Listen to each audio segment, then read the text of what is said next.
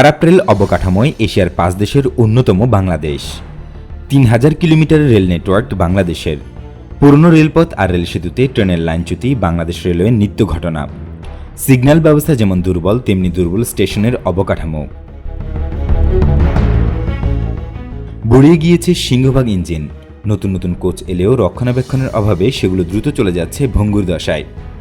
সময় মেনে চলে না, টিকিট পেতে হয়রানি, কর্মীদের অদক্ষতার মতো বিষয়গুলো নেতিবাচক প্রভাব ফেলেছে যাত্রী সেবার মানে। পণ্য পরিবহন ব্যবস্থাও দুর্বল। সব মিলিয়ে বাংলাদেশের রেল অবকাঠামোর মান রয়ে গেছে বৈশ্বিক সূচকের তলানিতে।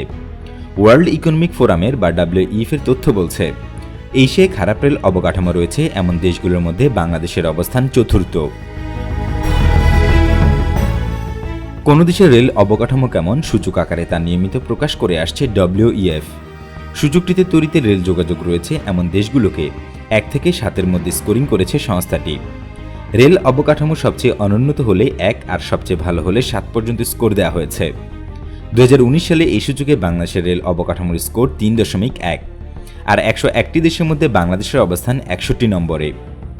এশিয়া মহাদেশে বাংলাদেশের চেয়ে খারাপ রেলপথ রয়েছে আর মাত্র 3টি দেশে। থাইল্যান্ডের অবস্থান সূচকের 75 নম্বরে, জর্ডান ও ফিলিপাইন রয়েছে যথাক্রমে 80 ও 86 নম্বরে।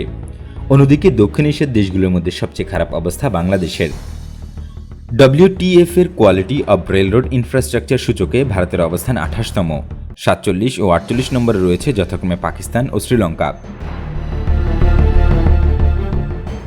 WTF এর সূচক অনুযায়ী বিশ্বের সবচেয়ে ভালো রেল অবকাঠামো জাপানের। 7-এর মধ্যে 6.8 স্কোর পেয়েছে দেশটির রেল অবকাঠামোর মান।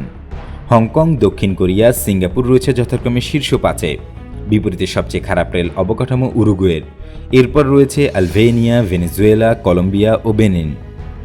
উন্নত প্রযুক্তি আর অবকাঠামো, দ্রুতগতির ট্রেন, কঠোর সমানুবর্তিতার মতো বিষয়গুলোর জোর দিয়ে উন্নত দেশগুলো যেখানে তাদের রেল যোগাযোগ ব্যবস্থার খেলনা ছলে বদলে দিচ্ছে, সেখানে এখনও পুরনো অবকাঠামোগুলোই ঠিকমতো ধরে রাখতে পারছে না বাংলাদেশ রেলওয়ে। সংস্কারের অভাবে দিন দিন ঝুঁকিপূর্ণ হয়ে উঠছে রেলপথ। জনবলের অভাবে বন্ধ থাকছে স্টেশন। যথাযথ পরিকল্পনা ছাড়াই নতুন নতুন ট্রেন নামিয়ে বাড়ানো হচ্ছে শিডিউল বিপর্যয়। রেলপথ, রেলিং স্টক, সিগন্যাল ব্যবস্থা, জনবল, ট্রেন পরিচালনা ব্যবস্থা, যাত্রী সেবায় বছরের পর বছর ধরে কেবল লোকসানি গুনে যাচ্ছে বাংলাদেশ রেলওয়ে। স্বাধীনতার পর থেকে রেল যোগাযোগ ব্যবস্থার উন্নয়নে ধারাবাহিকভাবে অবহেলার কারণে বাংলাদেশ রেলওয়ে এই বেহাল অবস্থা তৈরি হয়েছে বলে মনে করছেন বিশেষজ্ঞরা। শুরু থেকে রেলের উন্নয়নে নীতিগত ভুল করেছি আমরা। খাতটিতে প্রয়োজনীয় বিনিয়োগ তো করিইনি, উল্টো আমরা জনবল কমিয়েছি, স্টেশন বন্ধ করে দিয়েছি, রক্ষণাবেক্ষণ না করে রেল অবকাঠামো ঝুঁকিপূর্ণ করে তুলেছি। বিগত কয়েক বছরে রেলওয়েতে বড় বড় বিনিয়োগ করা হচ্ছে, কিন্তু সেগুলোর মধ্যে সমন্বয়ের একটা বড় ঘাটতি আছে। কোন কাজটি আগে করতে হবে, কোনটি পরে করতে হবে তা সঠিকভাবে নির্ধারণ করা হচ্ছে না। বিনিয়োগ প্রকল্পের মাধ্যমে অবকাঠামো উন্নয়নের দিকেই সবার ঝোঁকটা বেশি। রেলওয়েতেও তাই হচ্ছে। আমাদের রেললাইন খারাপ, আমাদের লাইনের সক্ষমতার চেয়ে ট্রেন চলাচলও বেশি। আমাদের পরিকল্পনা দুর্বল, আমাদের কোনো জবাবদিহি করতে হয় না, আমরা পেশাদার নই। সরকার ও রেলওয়ের উচিত সবার আগে এইসব সমস্যার সমাধানের উদ্যোগ গ্রহণ করা।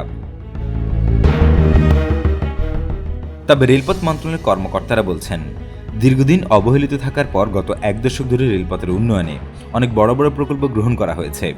এসবের মাধ্যমে রেলের অবকাঠামো থেকে যাত্রী সেবার ধরন সবকিছুর বদলে ফেলা হচ্ছে। এরই মধ্যে মানুষ এসবের সুফল পেতে শুরু করেছে বলে জানিয়েছেন তারা। WEF এর তথ্যে উঠে এসেছে বাংলাদেশের রেল অবকাঠামোর ক্রমোন্নতির চিত্র।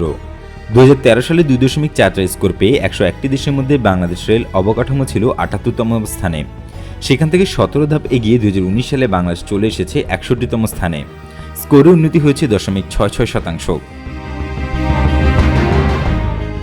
বর্তমানে বাংলাদেশ রেলওয়েতে যেভাবে উন্নয়ন প্রকল্প বাস্তবায়ন করা হচ্ছে, তাতে ভবিষ্যতে আরও ভালো হয়ে উঠবে বাংলাদেশের অবকাঠামোর মান। বিদ্যুৎ চালিত হাইস্পিড ট্রেন চালুর জন্য বাংলাদেশ কাজ করছে।